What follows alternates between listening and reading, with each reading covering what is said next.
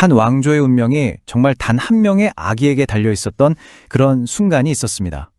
오늘 이 시간에는요, 고대의 한 극적인 생존 이야기를 통해서 보이지 않는 거대한 계획이 어떻게 역사를 이끌어가는지 손동원 박사님의 깊이 있는 분석과 함께 한번 파헤쳐보겠습니다. 상상만 해도 끔찍하죠? 나라의 정통성과 미래가 그냥 한순간에 사라져버리는 거잖아요? 이게 그냥 단순한 상상이 아니라 실제로 일어날 뻔했던 정말 아찔한 위기였습니다. 바로 고대의 유다 왕국, 그 위대한 다윗 왕조가 이 절벽 끝에 섰던 겁니다. 모든 희망이 꺼져가던 그 순간, 그 중심에는 자신의 권력을 위해서 조카들을 모조리 죽이려 했던 한 여왕의 무서운 야망이 있었습니다. 그래서 오늘은요, 손동원 박사님의 신학적 분석을 쭉 따라가 보려고 합니다.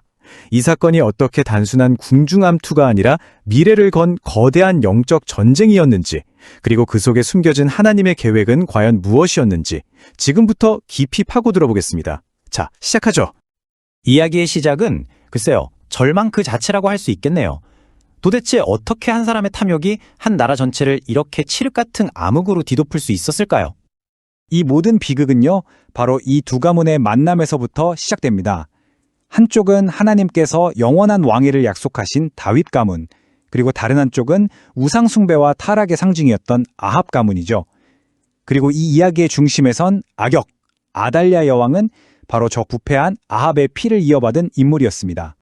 성동원 박사님은 여기서 첫 번째 핵심을 짚어냅니다.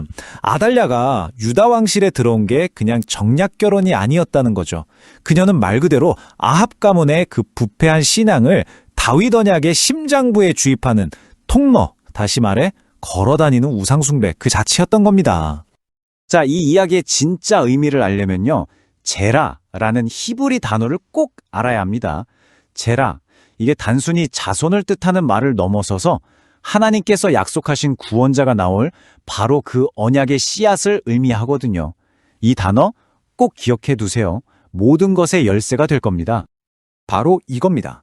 손동원 박사님이 지적하는 두 번째 포인트. 아달랴의 학살은 단순한 권력 투쟁이 아니라 하나님의 신성한 약속, 즉 제라에 대한 직접적인 공격이었다는 사실입니다. 그녀는 미래의 메시아로 이어지는 혈통을 영원히 완전히 끊어버리려고 했던 거죠. 하지만 역사는 종종 가장 깊은 어둠 속에서 가장 밝은 빛을 보여주곤 하죠. 이제 이야기의 분위기를 좀 바꿔서 잿더미 속에서 피어난 기적 같은 희망을 한번 따라가 보겠습니다. 네, 맞습니다. 모두가 죽었다고 믿었던 바로 그 순간, 왕가의 마지막 핏줄인 갓난아기 요아스가 기적적으로 살아남았습니다. 그리고 이 작은 생명이 앞으로의 모든 것을 바꾸게 됩니다. 그럼 그 아기 요아스는 대체 어디에 숨었을까요? 바로 코데시, 즉 거룩하게 구별된 장소인 성전이었습니다. 손동원 박사님은 성전의 이 신성함이야말로 마지막 남은 왕의 씨앗을 지키는 보이지 않는 방패가 되었다고 분석합니다. 세상의 그 어떤 악도 감히 침범할 수 없는 유일한 피난처였던 셈이죠. 그 후 6년은 정말 숨막히는 침묵의 시간이었습니다. 밖에서는 아달랴의 폭정이 계속됐지만 성전 가장 깊은 곳에서는 제사장 여호야다를 중심으로 아무도 모르는 위대한 계획이 조용히 그리고 아주 끈질기게 준비되고 있었습니다. 그리고 마침내 결정의 날이 밝았습니다. 6년간 물밑에서 준비된 그 비밀 계획이 드디어 수면 위로 드러나는 이야기의 가장 극적인 순간으로 한번 들어가 보시죠. 이건 그냥 무질서한 반란이 아니었어요. 여호야다의 계획은 한치의 오차도 없었죠. 그는 먼저 군 지휘관들과 베리트, 그러니까 목숨을 건 언약을 맺고 성전을 철통같이 장악한 뒤에 가장 결정적인 순간에 모두가 죽은 줄로만 알았던 진짜 왕을 공개하는 아주 거룩하고 완벽한 회복 작전을 펼쳤습니다. 6년이라는 그 긴 어둠 끝에 마침내 백성들 앞에 모습을 드러낸 왕, 과연 몇 살이었을까요? 아마 깜짝 놀라실 텐데요. 고작 7살이었습니다. 여러분 상상이 되시나요? 6년간의 그 끔찍한 폭정이 끝나고 기적처럼 살아 돌아온 진짜 왕을 마주한 백성들의 그 터져나오는 함성, 왕이여 만수무강하소서, 이 한마디에 모든 어둠이 걷히는 듯한 그야말로 영화 같은 순간이었을 겁니다. 이 극적인 순간이 의미하는 바는 아주 명확합니다. 손동원 박사님이 강조하듯 이건 인간의 배신과 악행 속에서도 결코 깨지지 않는 하나님의 약속이 얼마나 강력한지를 역사가 직접 증명한 사건이었습니다. 자, 이제 마지막 장입니다.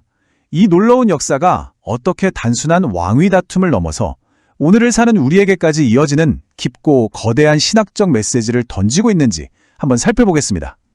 여기서 손동원 박사님은 정말 놀라운 연결고리를 제시합니다. 구약에서 그토록 중요했던 제라, 즉 언약의 씨앗은 신약에서 스페르마라는 헬라어 단어로 이어집니다.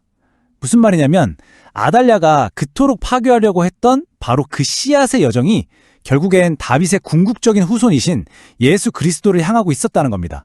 이 인용문이 손동원 박사님의 분석을 완벽하게 요약해 줍니다. 어린 왕 요아스의 생존은 단순히 한 나라를 구한 사건이 아니었다는 거죠. 그것은 훨씬 더 위대한 왕, 온 인류의 구원자이신 예수 그리스도가 오실 길을 예비하기 위한 거대한 드라마의 한 막이었던 셈입니다. 그렇다면 이 모든 이야기를 통해 손동원 박사님이 우리에게 전하는 핵심 메시지는 뭘까요? 딱 세 가지로 정리할 수 있습니다. 첫째, 언약의 신실성. 인간은 약속을 어겨도 하나님의 그 신실한 사랑은 약속의 씨앗을 반드시 지켜냅니다. 둘째, 주권적 섭리. 인간의 어떤 악한 계획도 결국엔 하나님의 더 크고 선한 계획을 이길 수는 없습니다. 그리고 마지막으로 메시아적 소망. 이 모든 역사의 승리는 결국 미래에 오실 메시아, 바로 예수 그리스도를 향한 희망의 길을 열어준 것이었습니다. 이 문장이 모든 것의 결론이라고 할 수 있겠습니다. 이 사건의 진정한 승리는요, 빼앗긴 왕좌를 되찾은 그런 정치적인 승리가 아니었습니다. 그것은 바로 하나님이 인간의 몸으로 이 땅에 오시는 길, 즉 성육신의 길을 지켜낸 거대한 구원 역사의 신학적 승리였다는 것입니다. 마지막으로 이 질문을 한번 던져봅니다. 어쩌면 우리가 그냥 지나쳤던 수많은 다른 역사적 사건들 뒤에도 이처럼 더 깊고 거대한 의미가 숨겨져 있지는 않을까요? 오늘 이 분석이 역사를 바라보는 여러분의 관점에 새로운 창을 열어드렸기를 바랍니다.